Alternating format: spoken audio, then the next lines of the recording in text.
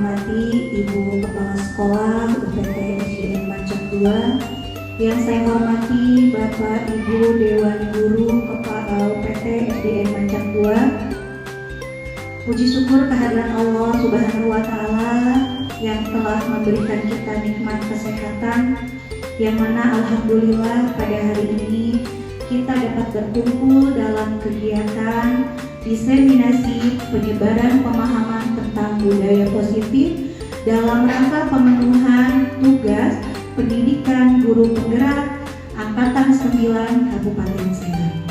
Salawat serta salam terlimpah curahkan kepada junjungan Nabi besar kita Nabi Muhammad. Bapak dan Ibu sekalian, kita langsung mulai saja acara pada hari ini karena memang sudah beranjak siang. Mudah-mudahan waktunya tidak terlalu siang sampai penutupan. Baik Bapak dan Ibu, di sini saya akan melakukan penyebaran pemahaman tentang budaya positif.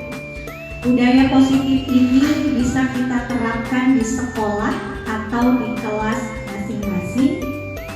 Nah, ada yang tahu sebelumnya apa itu budaya positif? Oke, Bu Dia. Oke, berhubungan datang tepat waktu.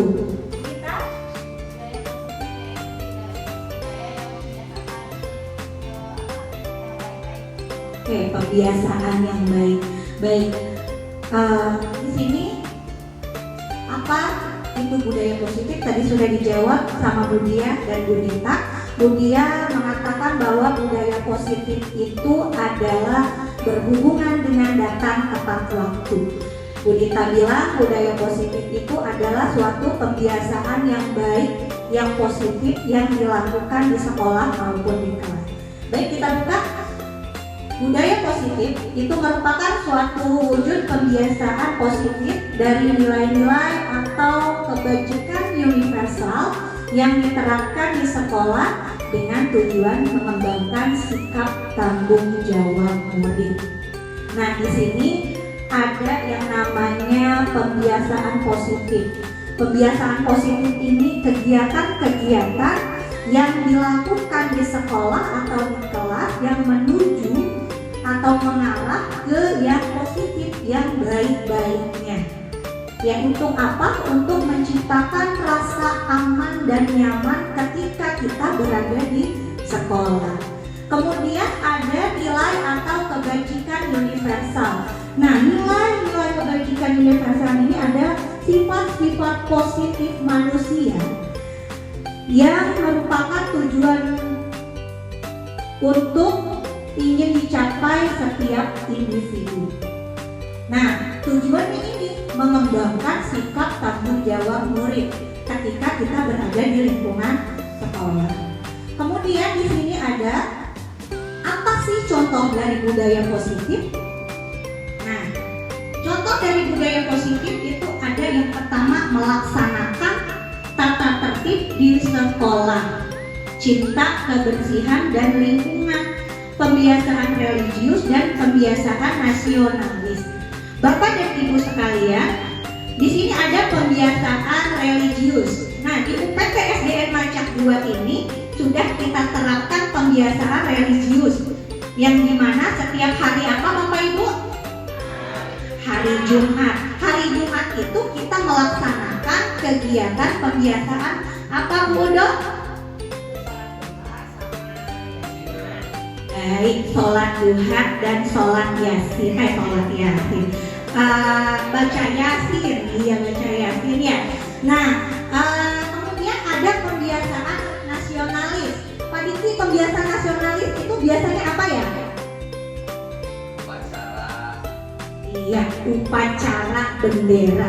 Nah, itu termasuk kegiatan budaya positif yang ada di lingkungan sekolah UPT SDN Mancak 2.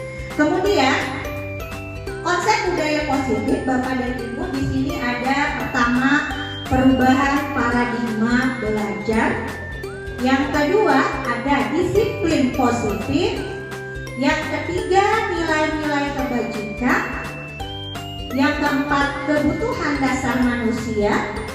Yang kelima, motivasi perilaku manusia. Posisi kontrol guru, keyakinan kelas, dan segitiga restitusi. Nah, konsep budaya positif ini saling berkaitan, saling berhubungan. Kemudian selanjutnya, pembelajaran dengan paradigma baru. Nah, di sini pada saat ini pembelajaran dengan paradigma baru yang biasa kita sebut dengan kurikulum merdeka itu merupakan pembelajaran yang berkaitan dengan penguatan kompetensi dan pengembangan karakter murid yang berdimensi pada profil pelajar Pancasila. Bapak dan Ibu, kita bertemu lagi dengan kurikulum merdeka. Ya, nah, pembelajaran dengan paradigma baru ini menitik beratkan pada pembelajaran yang berpusat pada peserta didik. Ya, tujuannya yaitu untuk mengembangkan karakter murid yang dimensi pada profil pelajar Pancasila. Bapak dan Ibu pasti sudah tahu profil pelajar Pancasila itu, sudah sering mendengar, ya. Nah, profil pelajar Pancasila itu di sini adalah pelajar Indonesia yang merupakan pelajar sepanjang hayat yang memiliki kompeten dan berkarakter, yang berperilaku ya sesuai dengan nilai-nilai luhur Pancasila. Nah, di sini ada konsep profil pelajar Pancasila macam-macamnya. Karena di sini mungkin tidak terlihat, tapi Bapak dan Ibu tentunya sudah hafal ya. Profil pelajar Pancasila yang pertama apa sih Bapak Ibu? Beriman, bertakwa,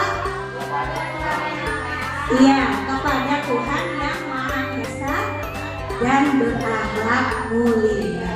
Baik, yang kedua yaitu berkebinekaan global.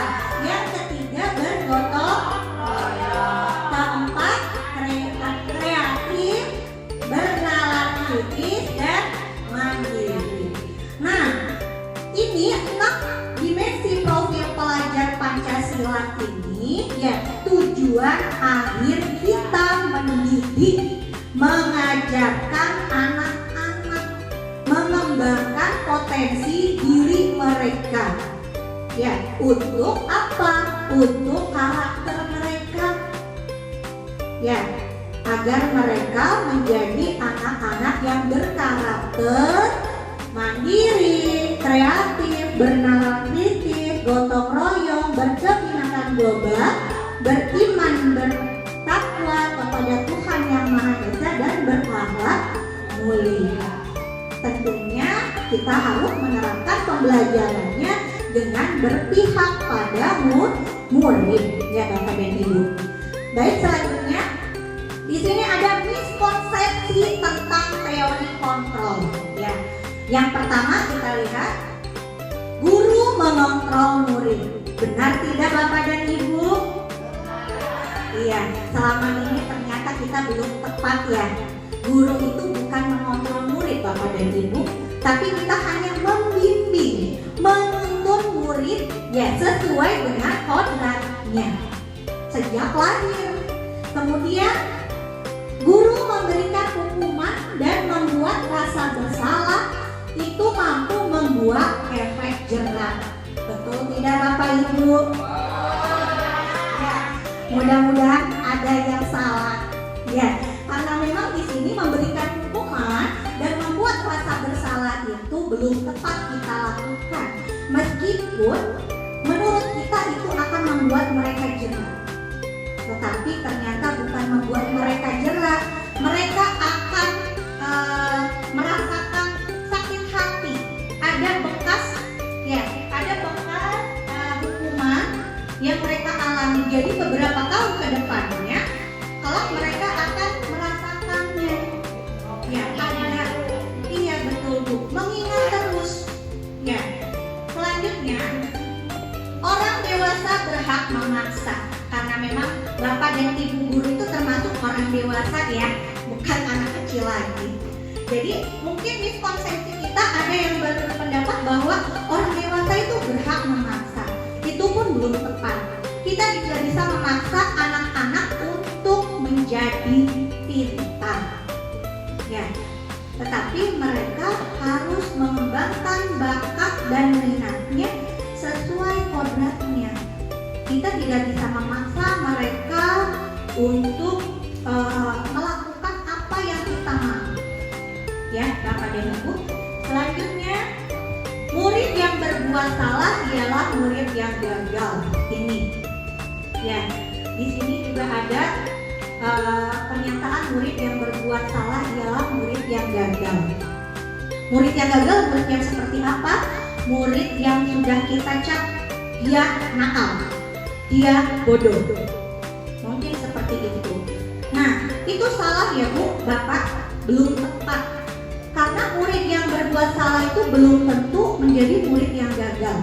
Kita bisa mengubah mereka menjadi sukses meskipun berbuat kesalahan. Ya. Selanjutnya, semua penguatan positif, efektif dan bermanfaat. Jadi di sini ada penguatan positif, efektif dan bermanfaat. Penguatan positif di sini biasanya apakah Bapak dan Ibu pernah memberikan reward kepada? Nah, iya, reward. Nah, ternyata reward atau memberikan hadiah kepada murid itu belum tepat. Ya, karena apa?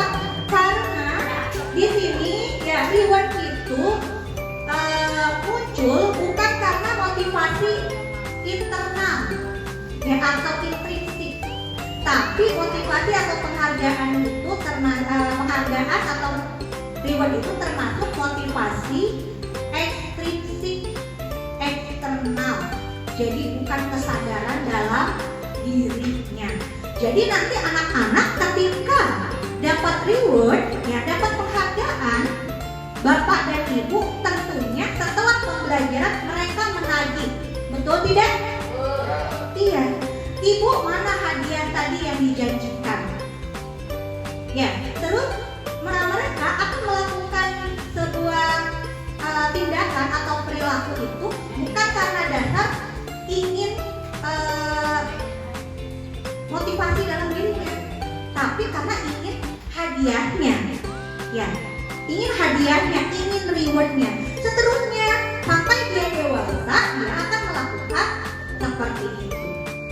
Selanjutnya, nah di sini ada perubahan paradigma stimulus respon ke pendekatan teori kontrol.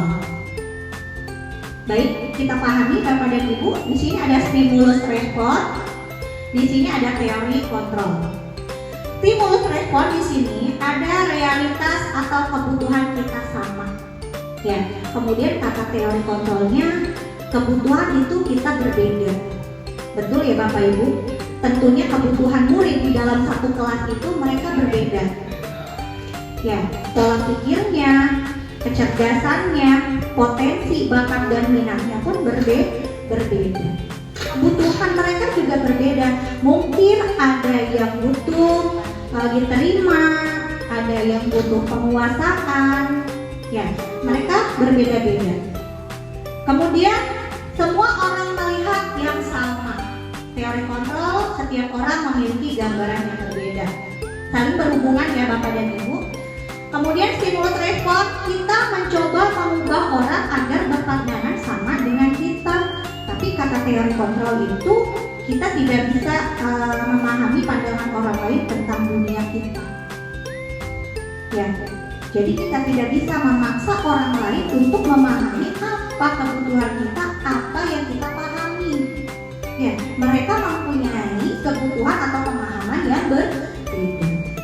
Kemudian kata stimulus respon, perilaku buruk dilihat sebagai suatu kesalahan. Tidak, untuk teori kontrol semua perilaku itu memiliki tujuan. Nah ini, ya, sekarang teori kontrolnya semua perilaku memiliki tujuan. Murid kita yang berbuat salah, ya Bapak dan Ibu, berperilaku atau bertindak melakukan kesalahan, itu mereka ada alasannya. Kita tidak bisa, kamu karena ini, kamu karena itu, tidak bisa. Ya, dengarkan apa tujuan mereka, baru kita bisa memahami mereka. Orang lain bisa mengontrol saya, tapi kata teori kontrol hanya Anda yang bisa mengontrol diri Anda. Ya, kita tidak bisa mengontrol orang lain, dan kita juga tidak bisa dikontrol dengan orang lain. Ya. Terus selanjutnya, saya bisa mengontrol orang lain, Anda tidak bisa mengontrol orang lain. Saling berkaitan dengan yang tadi. Kemudian stimulus responnya juga ada pemaksaan. Ada pada saat rujukan gagal, teori kontrol, kolaborasi, dan konsensus menciptakan pilihan-pilihan baru. Ya, kemudian yang terakhir model berpikir menang kalah, model berpikir menang-menang. Nah, di sini pemaksaan ada pada saat rujukan gagal. Jadi kita memaksa anak, awas kamu ya, ingat kamu ya. Nah, itu termasuk pemaksaan Bapak dan Ibu. Ya, itu. Nah, terus caranya gimana biar tidak ada pemaksaan? Ini loh Bapak Ibu, kolaborasi dan konsensus menciptakan pilihan-pilihan baru. Jadi kita tanya, apakah kamu yakin dengan keyakinan yang sudah kita sepakati? Ini berhubungan dengan keyakinan ya Bapak Ibu. Nanti kita ke depannya akan belajar tentang keyakinan. Nah, nanti anak-anak itu berbicara mengutarakan apa yang akan mereka lakukan selanjutnya untuk memperbaiki kesalahannya. Kita tidak bisa memaksa anak-anak untuk bertindak atau berperilaku apa yang kita mau. Ya, memaksa. Udah gagal, dipaksa gagal lagi. Ya, mari kita coba hal yang gagal atau tindakan anak-anak yang gagal menjadi sukses. Ya, caranya nanti kita lihat lagi. Baik, selanjutnya ya. Kenapa Bu? Boleh Ibu? Yang mana Ibu?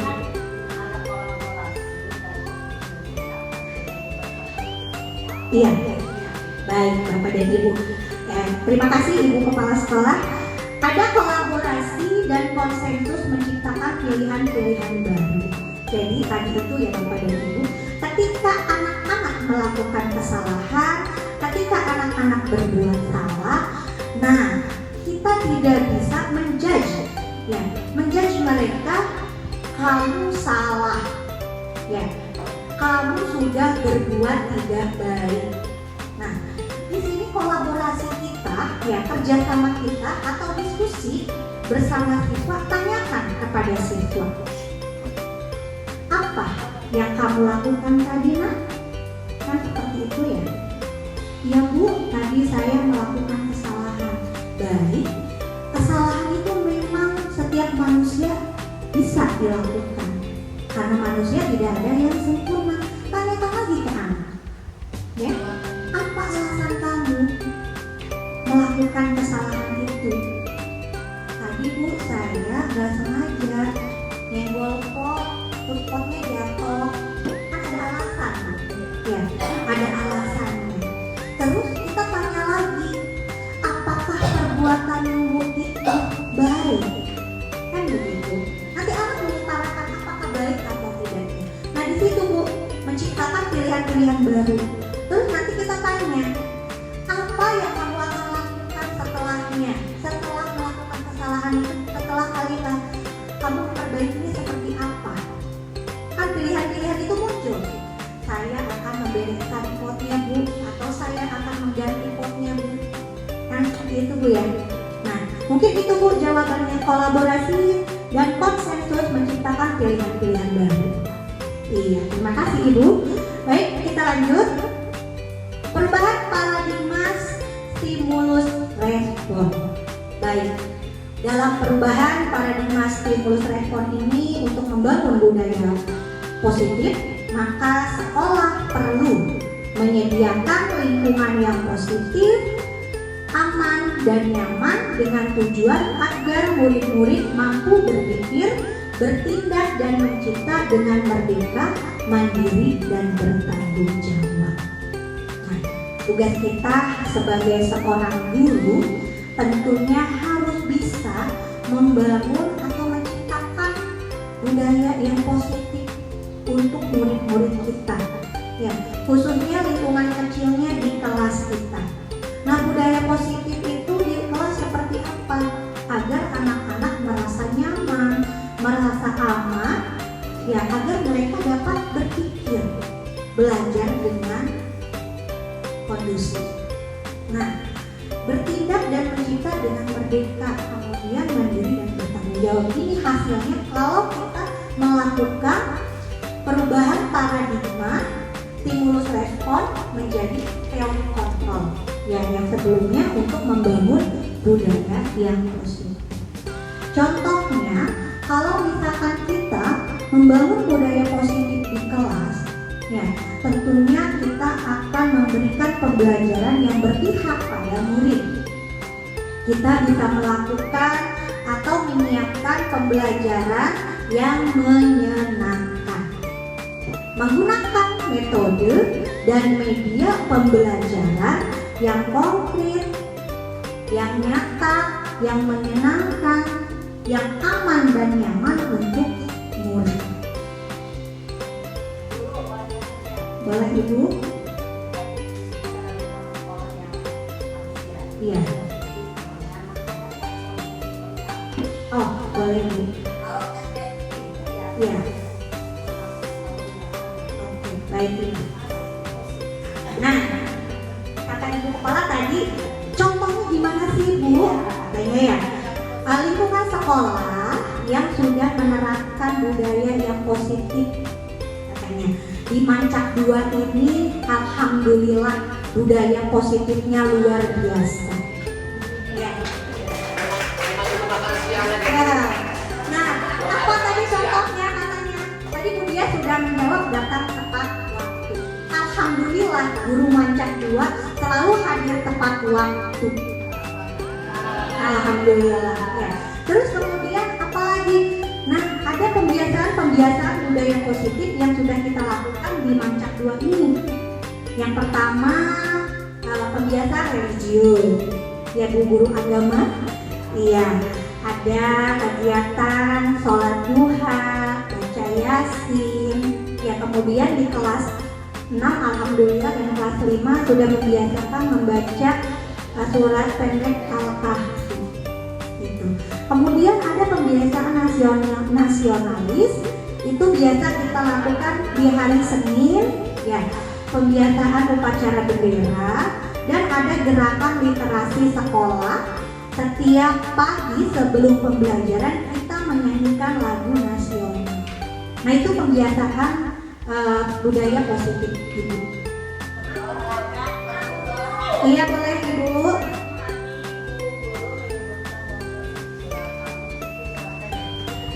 Oh iya, surat panjang. Maaf ya Bu. Oke, iya, surat panjang. Baik, itu ya Bu. Iya, betul. Ada pembiasaan kebugaran ya Pak ya, pembiasaan kesehatan. Itu setiap hari Sabtu kita melaksanakan senam bersama dan gotong royong juga. Alhamdulillah di UPT SDN Mancak 2 ini pembiasaan budaya positifnya sudah luar biasa. Baik, kita lanjut ya Bu. Ya. Nah, konsep disiplin positif. Apa itu disiplin? Ada yang tahu Bapak Ibu? Baik, dari belakang dulu yang kuning-kuning. Bu Erni, apa itu disiplin? Baik, taat sama tata tertib.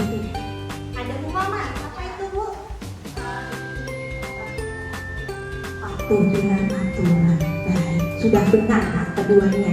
Disiplin itu bisa berhubungan dengan taat, dengan tata tertib, patuh dengan aturan. Ya, terima kasih Bu Erni dan Bu Mama. Baik Bapak Ibu, kita buka. Disiplin itu merupakan sikap taat dan patuh terhadap peraturan atau tata tertib yang ada. Kata disiplin biasanya kita hubungkan dengan tata tertib, kepatuhan pada peraturan. Kata disiplin juga biasa kita kaitkan dengan hukuman. Tapi Bapak dan Ibu perlu kita ingat, meskipun kata disiplin ini berkaitan dengan hukuman, tapi kita akan rubah hukuman itu menjadi sebuah restitusi. Nanti kita belajar untuk ke depannya. Selanjutnya, nah di sini ada disiplin positif. Disiplin positif ini merupakan salah satu cara penerapan disiplin yang memiliki tujuan untuk memunculkan kesadaran serta memberdayakan murid tanpa adanya pemberian imbalan, penghargaan atau hukuman. Baik, nah tadi itu disiplin positif itu tidak ada yang namanya imbalan, tidak ada penghargaan ataupun hukuman.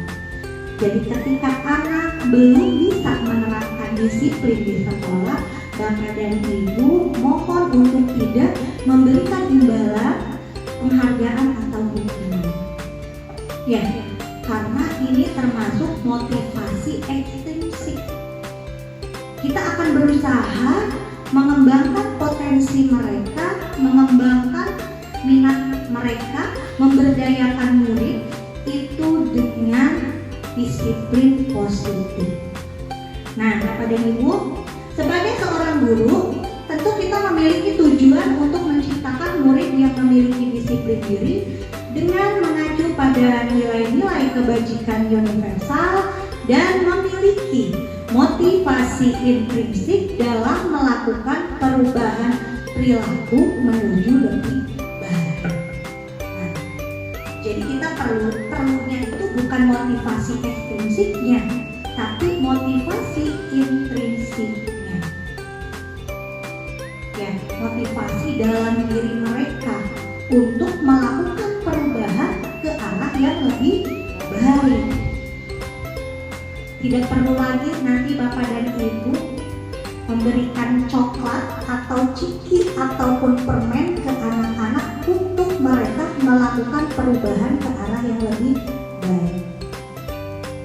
Ya, selanjutnya, nah, Ki Hajar Dewantara menyatakan bahwa untuk mencapai kemerdekaan atau dalam teks pendidikan saat ini dan untuk menciptakan murid yang merdeka, syarat utamanya harus ada disiplin yang kuat. Disiplin tersebut adalah disiplin diri yang memiliki motivasi internal.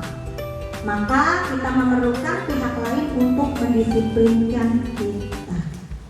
Ya, jadi harus ada tekad dalam diri, motivasi dalam diri untuk melakukan perubahan. Ya, kata Ki Hajar Dewantara itu seperti itu, Bu. Ya, tentunya Ki Hajar Dewantara ini, ya, di sini filosofi tentang pendidikannya yaitu bahwa pendidikan itu berpihak pada murid. Pendidikan itu menuntun. Dasar pendidikan itu berhubungan dengan kodrat alam dan kodrat zaman. Jadi kita melakukan pembelajaran di sekolah itu Bapak Ibu harus sesuai dengan kodrat alam, kodrat zaman.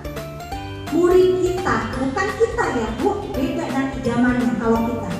Ya, kodrat alam di sini Bapak dan Ibu berkaitan dengan karakter siswa, lingkungan yang ada di sekeliling siswa. Ya, jadi kita harus memberikan pembelajaran itu, kita harus sesuaikan dulu karakter siswanya, kebutuhan mereka apa, lingkungan mereka di rumah seperti apa. Kita harus memahami itu.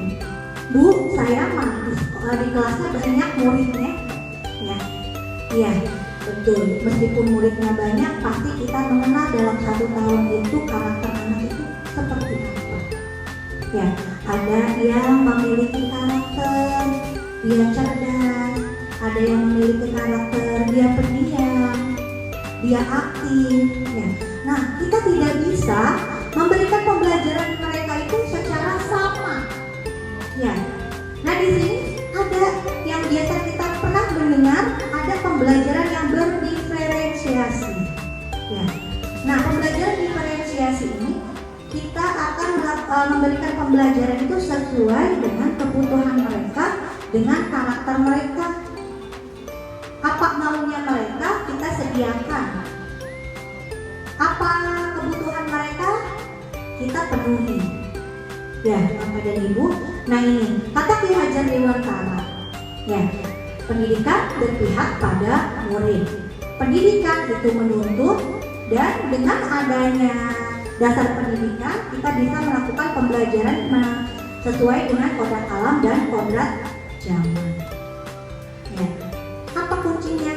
Lakukan pembelajaran dengan cara yang menyenangkan, media pembelajaran yang tepat. Ya Bapak dan Ibu.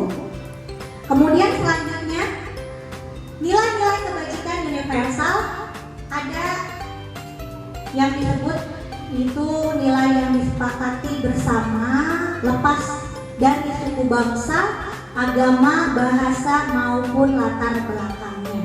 Ini nilai-nilai kebajikan universal ini adalah nilai-nilai yang ada di dalam budaya positif tadi itu Bapak Ibu. Ya, nilai-nilai ini yang dituju kita, ya, tujuan kita untuk menghasilkan murid-murid yang sesuai dengan ini nilai-nilai kebajikan universal. Di sini ada menurut profil pelajar Pancasila. Harus sesuai dengan ini profil pelajar Pancasila. Kemudian harus sesuai dengan IPO Primary Years Program atau IPYP. Di sini ada toleransi, rasa hormat, integritas, mandiri, menghargai, antusias, empati, keingintahuan, kreativitas, kerjasama, percaya diri, dan komitmen. Selanjutnya, keterampilan hidup. Nah, nilainya itu ada dapat dipercaya, lurus hati, pendengar yang aktif, tidak merendahkan orang lain, dan memberikan yang terbaik dari diri. Iya, alhamdulillah Bu.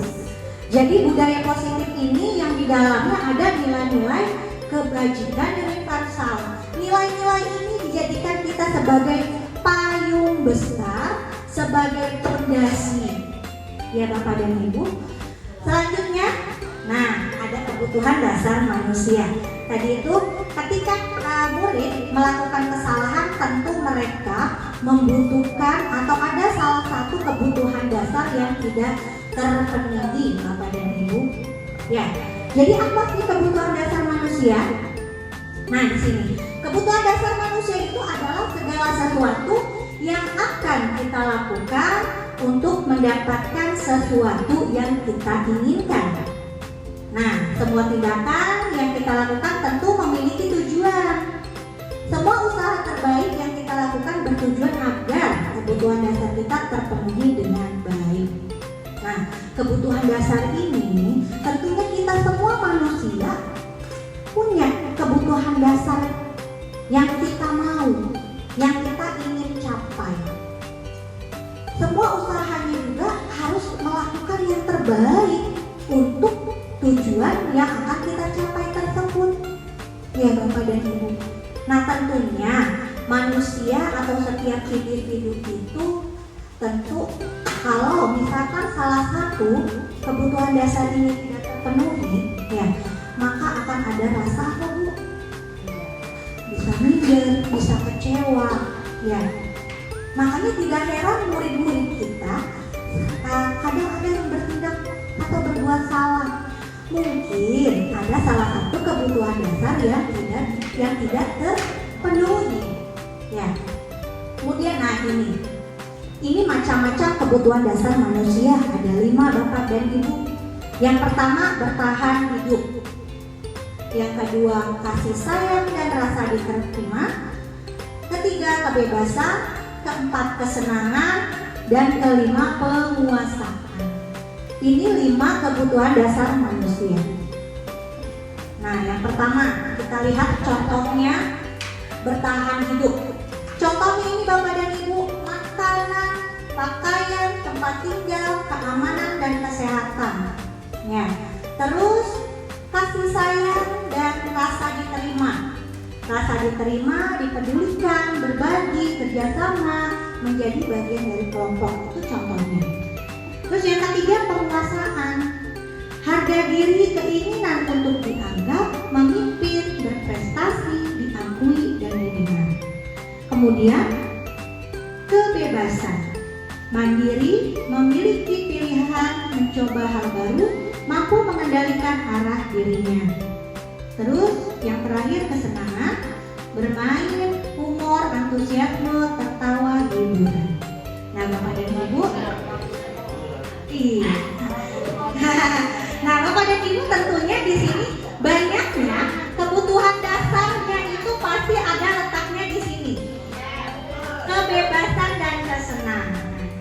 Nah, tidak jauh juga dari murid kita, Bapak dan Ibu, mereka butuh kesenangan, ya, butuh juga kebebasan. Nih 5 ini mereka butuh, Bapak dan Ibu.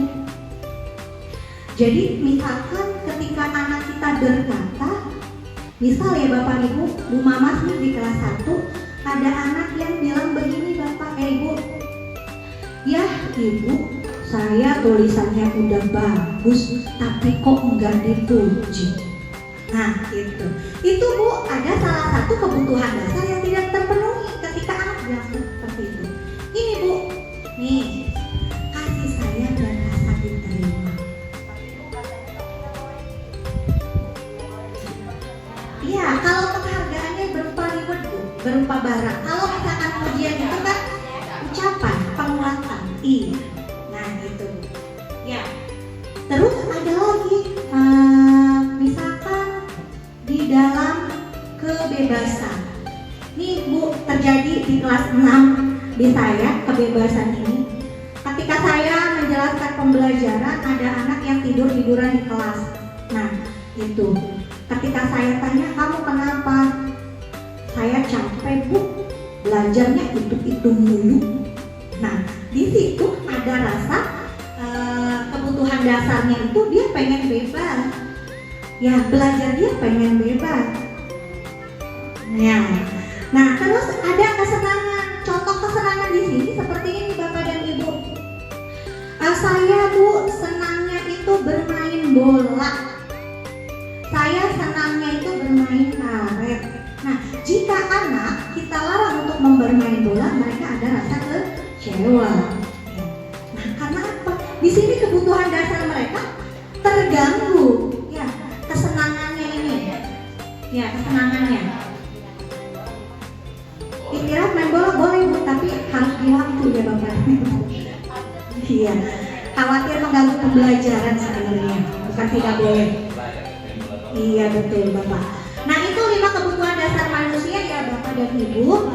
Jadi jika salah satu kebutuhan dasar manusia ini tidak terpenuhi, maka akan ada rasa kecewa dan mereka akan bertindak ya atau berperilaku ya tidak baik. Bisa mereka lakukan seperti itu karena kebutuhan dasar mereka ada yang tidak terpenuhi. Bisa dengan menjahili teman, bisa dengan mereka menyakiti diri sendiri, bisa mereka lakukan. Karena tujuan mereka itu untuk saat ini atau kita pun ya memenuhi kebutuhan dasar. Ya Bapak dan Ibu. Baik, selanjutnya teori motivasi manusia. Ada 3 teori motivasi perilaku manusia, yaitu yang pertama untuk menghindari ketidaknyamanan atau hukuman, termasuk motivasi ekstrinsik. Ada untuk mendapatkan imbalan atau penghargaan dari orang lain, sama motivasi ekstrinsik juga. Kemudian yang terakhir untuk menjadi orang yang mereka inginkan dan menghargai diri sendiri dengan nilai-nilai yang mereka percaya. Nah ini Bu yang termasuk motivasi intrinsik. Jadi mereka itu mereka inginkan dan menghargai diri sendiri itu dengan nilai-nilai yang mereka percaya. Contohnya Bu, kalau motivasi intrinsik, jadi misalkan Pak Diki datang tepat waktu ke sekolah, itu benar Pak, bukan karena Ibu kepala sekolah? Benar. Iya, karena Pak Diki itu mempercayai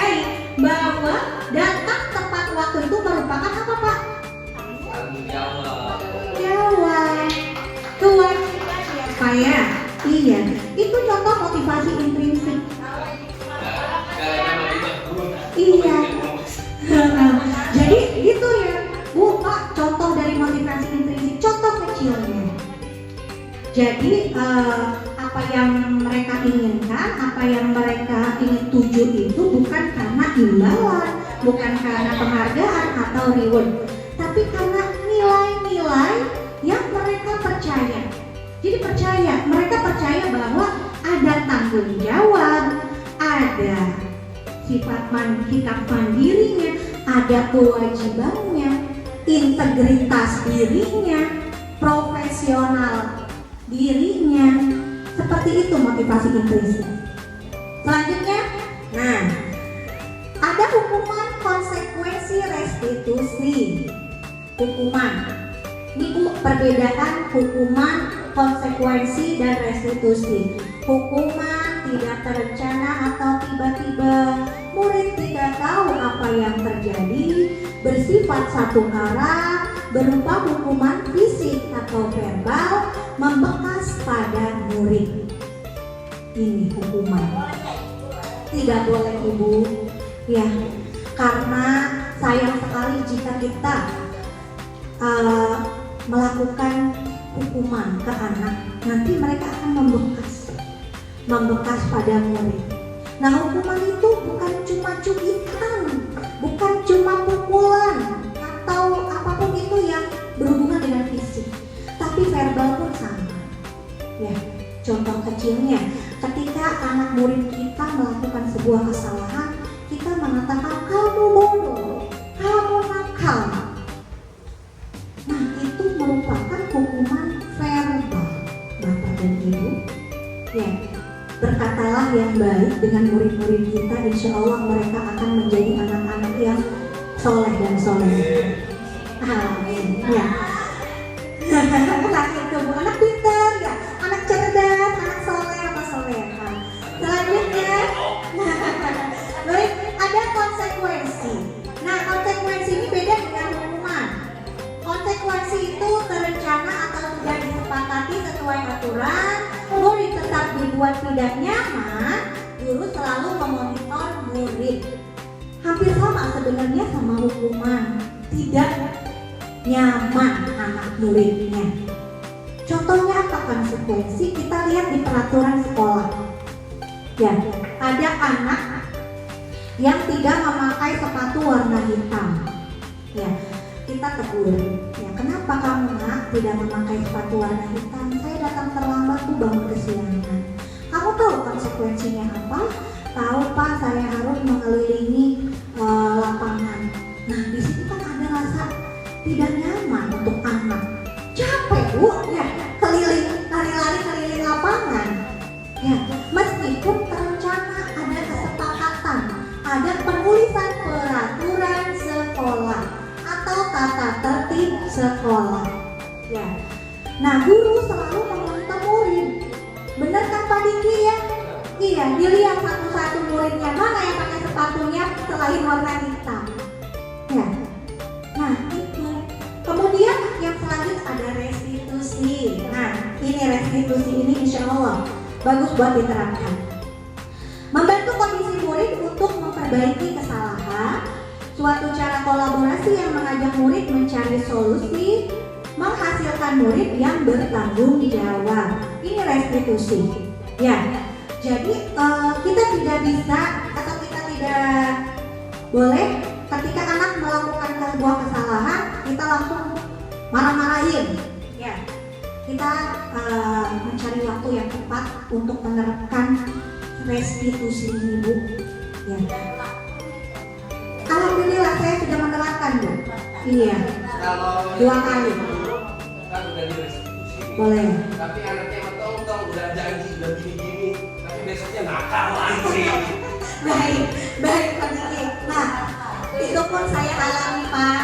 Nah, kita doakan saja Pak. Iya, kita doakan saja. Ya, beberapa kali kita sudah melakukan restitusi, tapi ternyata anaknya masih begitu lagi. Nah, kita doakan saja Pak. Ya, kita sambil berdoa. Ya. Tapi yang pentingnya restitusi perlu diterapkan agar anak tidak membekas di hatinya. Insya Allah kalau kita terus berupaya melakukan restitusi ini, anak pasti paham. Ya, kita mencoba untuk memenuhi kebutuhan apa yang belum terpenuhi. Tadi itu ada katanya Bu Mamas tidak diterima, rasa diterima atau kasih sayangnya itu. Nah, nanti kita kan berikan kasih sayang ke anak itu, bisa seperti itu Pak. Ya. Terus kalau misalnya tadi ada kebebasannya, anak itu tidur-tiduran aja.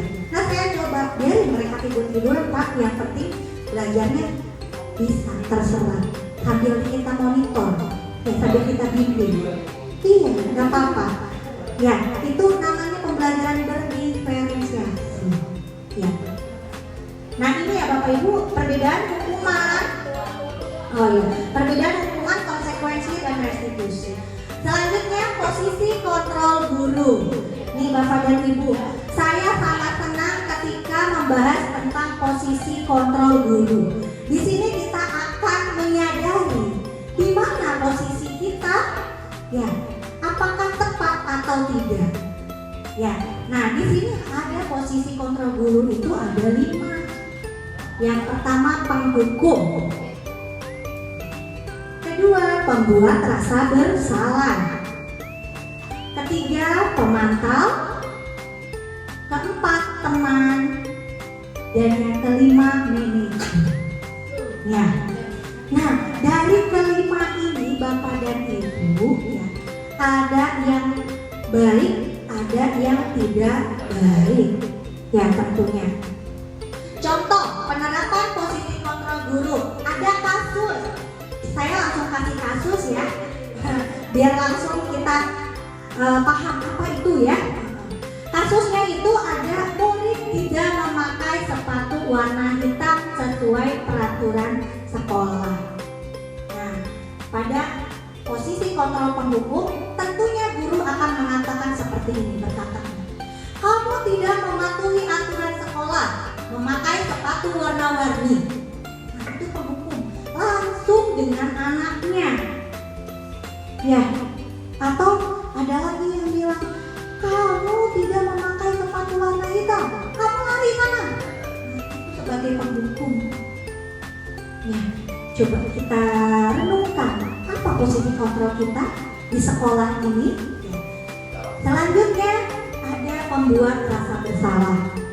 Pada pembuat rasa bersalah ini Bapak dan Ibu, guru itu akan berkata, berapa kali ibu atau bapak harus memberitahu kamu, kamu selalu saja membuat kesalahan. Nah, anak itu nanti dalam dirinya berpikir, oh saya salah ya, kan merasa bersalah ya Bu. Iya, iya mending begitu ya. Nah, kemudian ada lagi pemantau. Pemantau di sini guru itu akan berkata, apa kamu tahu sanksi atau konsekuensinya? Apa jika tidak memakai sepatu berwarna hitam? Silakan copot sepatumu. Jadi pada posisi pemantau ini, guru itu langsung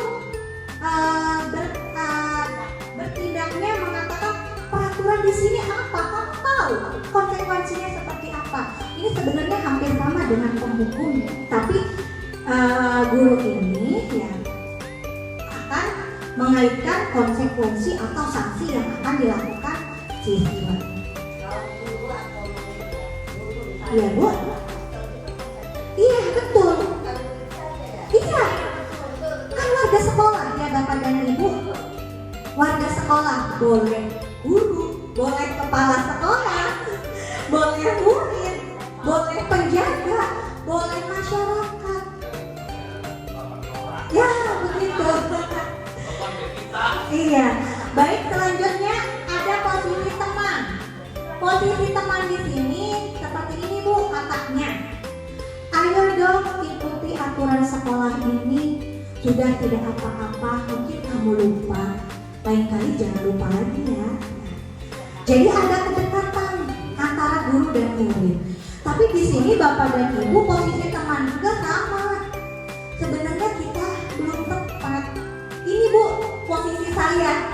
kelas, posisi teman, dan ternyata itu belum tepat dilakukan. Kalau kegiatan ini seperti ini harus seperti ini. Kayaknya amat itu gimana? Luar biasa ya Bu? Iya, luar biasa. Baik, insya Allah Bu tidak Bu. Insya Allah tidak. Kita akan berusaha menerapkan budaya positif ini pelan-pelan. Ya insya Allah anak-anak terbiasa. Ya. Nah kemudian positif kontrol selanjutnya manajer. Ini yang paling baik. Ya. Jadi kata Pak gurunya begini nanti. Apakah kamu punya alasan mengapa kamu tidak memakai sepatu berwarna hitam? Nah anak-anak pasti gitu ya Bu. Terus kira-kira bagaimana kamu memperbaiki kesalahanmu? Jadi kan ada solusi. Ya, guru menanyakan solusi. Bu, saya nanti ke depannya tidak akan lupa lagi. Ya, Bu, nanti ke depannya saya tidak akan bangun kesiangan lagi. Nah, di sini posisi manajer ini nanti kita terapkan pada penerapan segitiga restitusi. Selanjutnya, nah Bapak dan Ibu, kita bermain. Ya, kita bermain. Coba. Saya kecewa sekali dengan kamu. Posisi kontrol apa ini?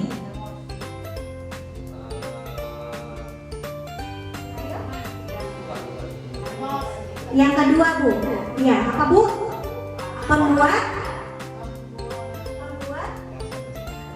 Pembuat rasa bersalah. Kita lihat benar tidak? Iya betul, tepuk tangan Bapak dan Ibu. Baik, selanjutnya pertanyaan selanjutnya Bapak dan Ibu.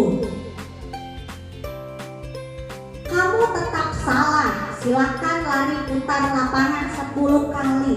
Apa Bu Ica? Penghukum. Baik, kita lihat.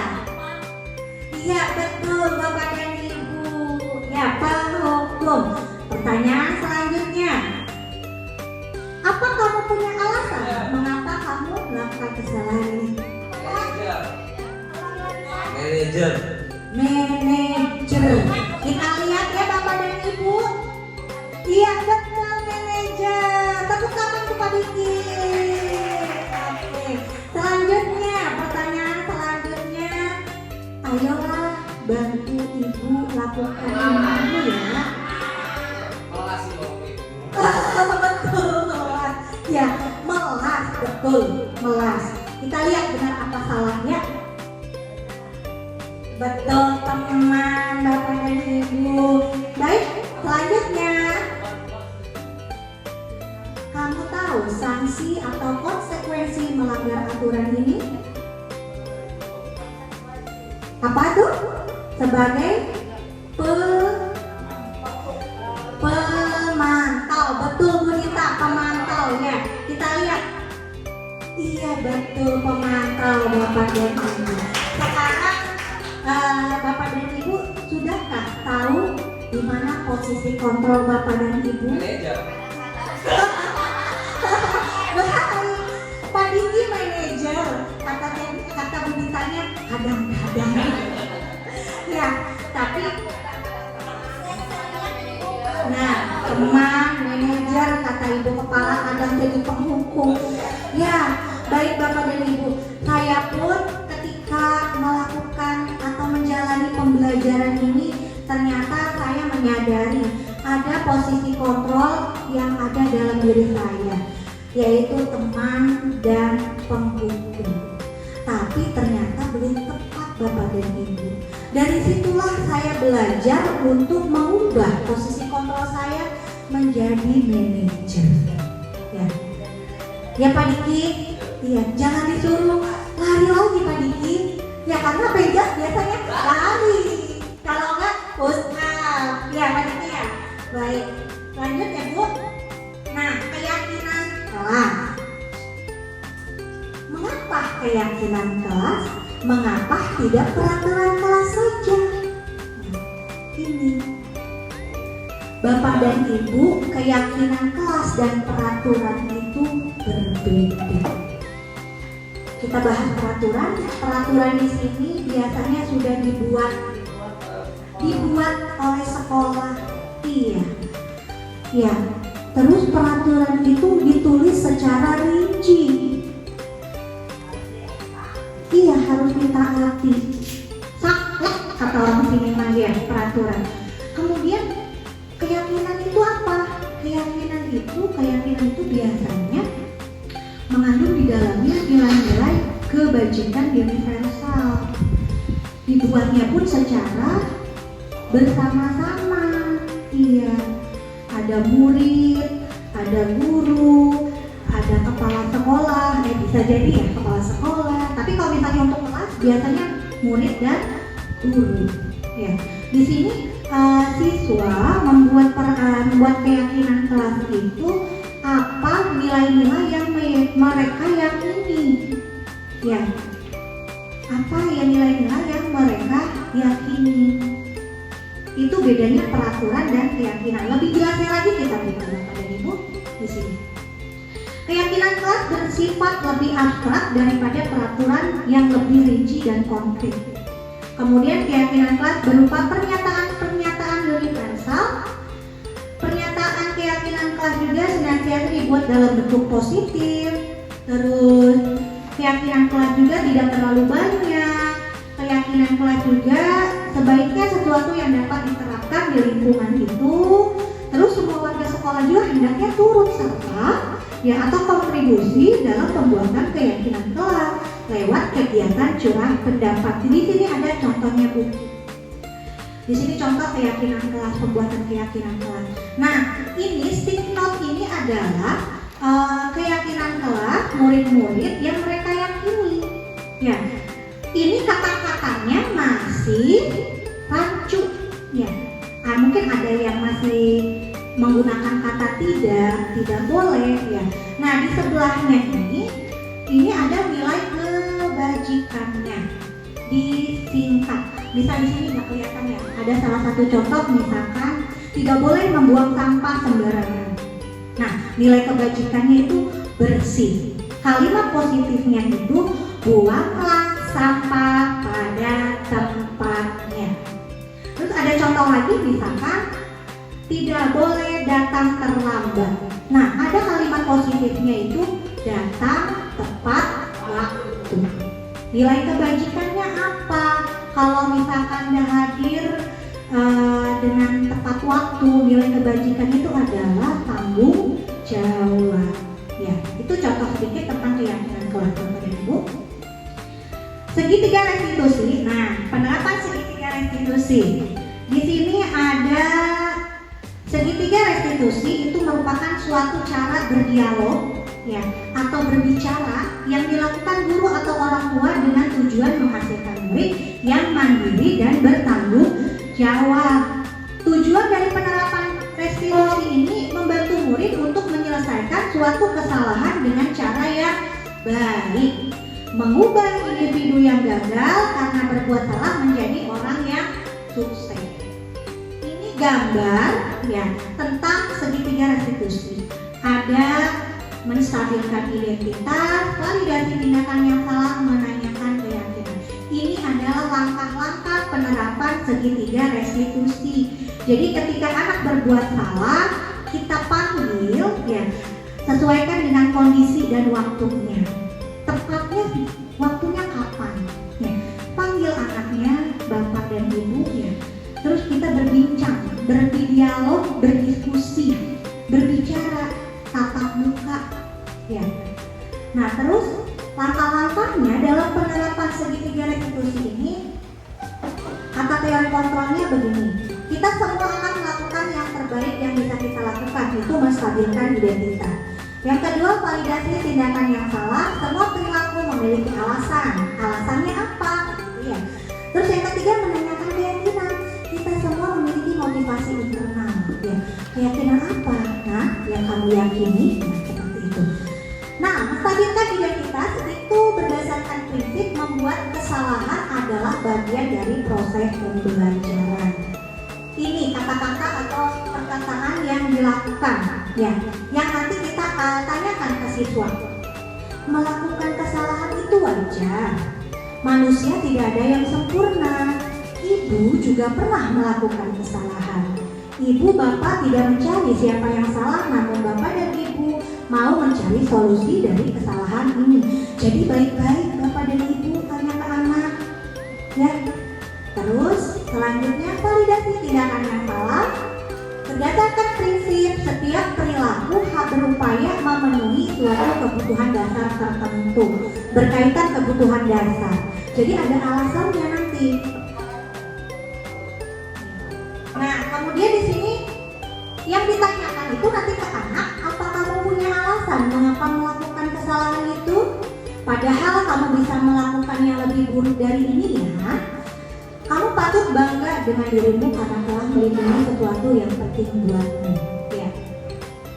Dilanjut ya Bapak dan Ibu. Mohon izin. Kemudian menanyakan keyakinan. Berdasarkan prinsip, pada dasarnya kita termotivasi secara intrinsik. Nah, ini yang kita tanyakan ketika menanyakan keyakinan. Kamu masih ingat keyakinan kelas kita?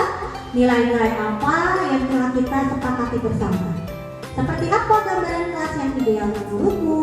Kamu ingin menjadi seorang yang seperti apa?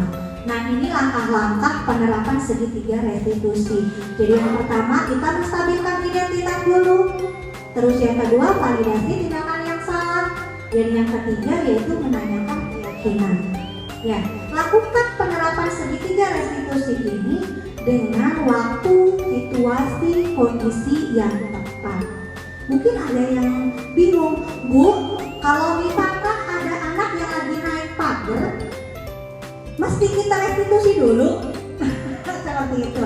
Nanti yang ada anaknya jatuh dulu kan? Nah, gitu. Nah, makanya untuk restitusi ini kita terapkan sesuai dengan waktu, situasi, dan kondisi di lapangan. Ya Bapak dan Ibu, kita utamakan keselamatan anak dulu. Ya, jangan anak lagi naik pagar kita restitusi. Yang ada anak tetap jatuh duluan. Ya, kita utamakan keselamatan anak dulu. Baik, dilanjut Bapak dan Ibu. Nah, ini contoh penerapan segi restitusi yang sudah saya lakukan.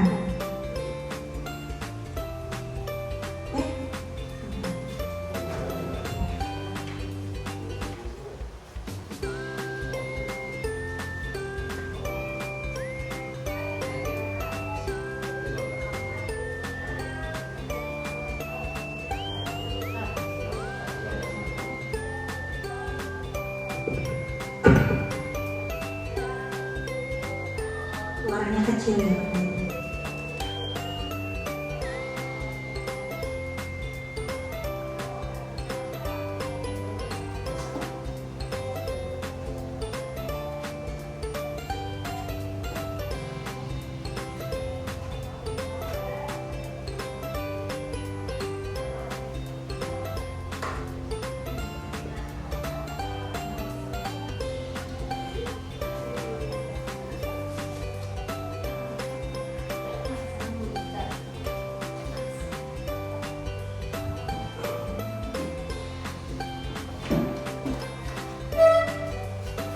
Ya, ini kasus Bu ya, kasus Kafka dan Yanti. Kafka menjambak kerudungnya Yanti gara-gara tugasnya tersiram oleh Yanti, gak sengaja katanya. Nah itu Bapak Ibu. Iya, ya. Jadi saya itu waktu itu melakukan segitiga restitusi bersama Kafka, ya. Menanyakan dulu, menstabilkan identitas dulu. Terus kemudian validasi tindakannya, dan selanjutnya yaitu menanyakan keyakinan. Tentunya dalam penerapan segitiga restitusi ini kita berbicaranya jangan dengan nada yang keras, nada yang halus Bapak dan Ibu. Ya. Nah itu mudah-mudahan penerapan segitiga restitusi ini bisa dilaksanakan di UPT SD Mancak 2 ya Bapak dan Ibu. Amin. Siap ya. Baik. Selanjutnya. Nah. Penutup Bapak dan Ibu, saya akan membagikan penutup kegiatan hari ini. Pada saat ini pendidikan yang baik ialah pendidikan yang berpihak pada murid. Guru hanya bisa membimbing dan menuntun murid sesuai dengan kodratnya. Budaya positif merupakan suatu kebiasaan yang baik untuk diterapkan terapkan di sekolah maupun di kelas. Tujuan dari budaya positif yaitu menumbuhkan karakter yang sesuai dengan profil pelajar Pancasila. Dengan kita memahami dan menerapkan beberapa hal yang ada dalam pemahaman budaya positif, maka pembelajaran di sekolah akan terasa aman, nyaman, dan menyenangkan untuk semua warga sekolah. Nah, itulah Bapak dan Ibu tentang pemahaman budaya positif. Saya ucapkan terima kasih kepada Bapak dan Ibu yang sudah berkenan hadir dalam kegiatan yang saya lakukan hari ini. Semoga bermanfaat, semoga bisa diterapkan di SD-nya, di SD-nya, lingkup kecilnya di kelas masing-masing. Mari kita tutup acara atau kegiatan hari ini dengan mengucapkan lafaz hamdalah. Wabillahi taufiq wal hidayah. Wassalamualaikum warahmatullahi wabarakatuh. Assalamualaikum warahmatullahi wabarakatuh.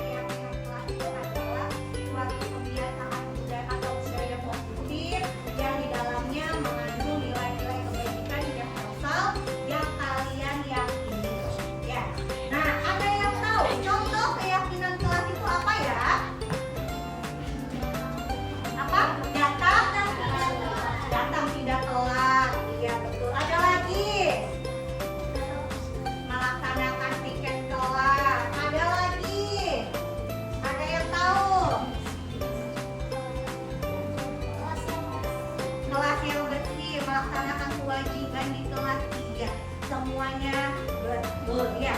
Contoh dari keyakinan kelas itu nanti kita akan buat, kita akan sepakati bersama di kelas 6 ini ya. Nah, keyakinan kelas itu bisa berupa kalimat-kalimat positif ya yang kalian yakini untuk menerapkan disiplin ya, untuk menerapkan disiplin positif. Ya, nah contohnya tadi itu datang tepat waktu, melaksanakan tiket ya, menjaga kebersihan ya. Itu contoh dari keyakinan kelas. Baik, sebelum kita berdiskusi tentang keyakinan kelas, sudah duduk berdasarkan kelompok.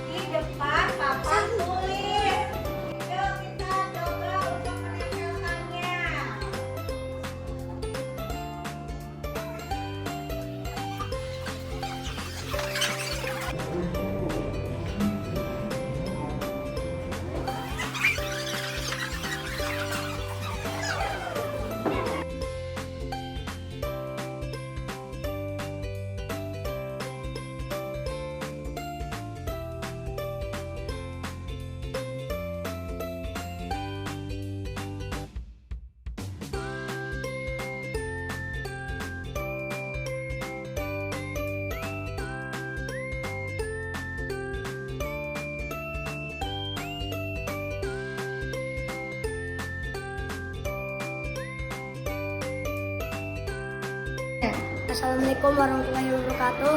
Nama saya Ansor, siswa kelas 6 SDN Manjak 2. Saya senang ikut dalam pembentukan keyakinan kelas 6 karena nantinya saya harus disiplin dan bertanggung jawab. Wassalamualaikum warahmatullahi wabarakatuh. Assalamualaikum warahmatullahi wabarakatuh.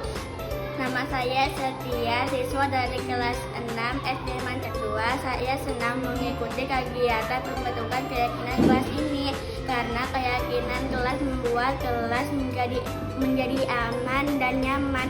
Wassalamualaikum warahmatullahi wabarakatuh. Assalamualaikum warahmatullahi wabarakatuh. Nama saya Raka. Saya siswa kelas 6. Saya senang ikut kegiatan ini karena keyakinan kelas membuat saya mandiri dan saling menghargai dengan teman. Wassalamualaikum warahmatullahi wabarakatuh. Assalamualaikum warahmatullahi wabarakatuh. Nama saya Ayun, siswa kelas 6 SDN Mancak 2. Saya senang mengikuti kegiatan pembentukan keyakinan kelas 6 karena keyakinan kelas membuat saya jadi bertanggung jawab. Wassalamualaikum warahmatullahi wabarakatuh.